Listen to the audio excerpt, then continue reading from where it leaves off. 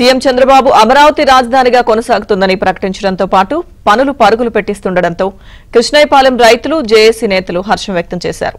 రాజధాని ప్రాంత రైతుల కల సాకారం అవుతుండటంతో మొక్కులు చెల్లించుకున్నారు. కృష్ణయ్యపాలెం నుంచి వెంకటపాలెంలోని గ్రామంలోని శ్రీ వెంకటేశ్వరుని దేవాలయం వరకు పాదయాత్ర నిర్వహించారు. ఈ సందర్భంగా రైతులు, రైతు కూలీలు తమ మొక్కులు చెల్లించుకున్నారు. 5 ఏళ్లుగా ఉద్యమంలో భాగంగా తీవ్ర కష్టాలు పడిన తమకు శ్రీనివాసుడే అండగా నిలిచాడని రైతులు తెలిపారు. రాజధాని నిర్మాణం అవుతున్నందుకు శ్రీనివాసుడికి ధన్యవాదాలు తెలిపారు. రాష్ట్రంలో కూటమి అఖండ మెజారిటీతో గెలవడంతో పాటు ముఖ్యమంత్రిగా చంద్రబాబు నాయుడు కావాలని కోరుకుంటూ తిరుమలకు పాదయాత్రగా వస్తామన్నటువంటి ఒక అంశం పైన ఇవాళ చిత్తూరు జిల్లా తెలుగు మహిళలు తిరుమలకు పాదయాత్రగా వెళుతున్నటువంటి పరిస్థితి. చిత్తూరులో ఈ కార్యక్రమాన్ని ఎమ్మెల్యే గురిజాల జగన్మోహన్ కూడా ప్రారంభించినటువంటి పరిస్థితి. మరి ఈవేళ చిత్తూరు నుండి పాదయాత్రగా వెళ్తున్నటువంటి మహిళలు ఎందుకు మొక్కుబడి ఇవాళ తీర్చుకునేందుకు వెళ్తున్నారనే అంశాలు కూడా తెలుసుకునే ప్రయత్నం చేద్దాం. చెప్పండి ఏంటి?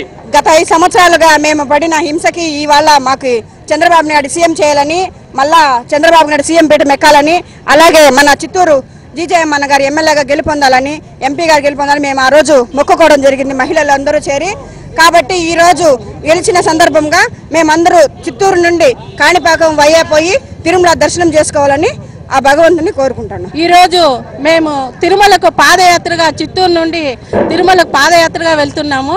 ఎందుకంటే ఈ నరకాసుర వద్ద జరిగి దీపావళి జరుపుకున్నట్టు ఈ జగనాసుర వద్ద జరిగి మా చంద్రబాబు నాయుడు గారు సీఎం అయ్యి మా గురజాల జగన్మోహన్ గారు మా చిత్తూరు ఎమ్మెల్యేగా గెలుపొంది మా దగ్గుమల్ల ప్రసాదరావు గారు ఎంపీగా గెలుపొంది జనాలందరికీ ప్రజలందరికీ మేలు జరగాలని, రాష్ట్రం సుభిక్షంగా ఉండాలని, జనాలు ఇక మీదటైనా కష్టపడకుండా సుఖంగా ఉండాలని కోరుకుంటూ తిరుమల ప్రయాణం చేస్తున్నాం. చంద్రబాబు నాయుడు గారు సీఎం అయ్యారు, అందుకనే మేము పాదయాత్ర చేస్తున్నాము. ఇంకొకటి ఏమంటే జగన్మోహన్ రెడ్డి తిరుమల ఏడుకొండల స్వామి గారిని తక్కువ అంచనా వేసినాడు.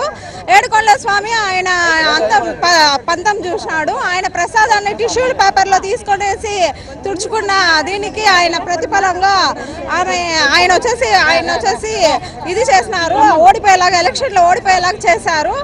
దీన్ని బట్టి అర్థమైంది ఏడుకొండల స్వామి అంటే ఎంత శక్తివంత దేవుడు. అందుకే మేము తిరుమల పాదయాత్రగా వెళ్తున్నాము.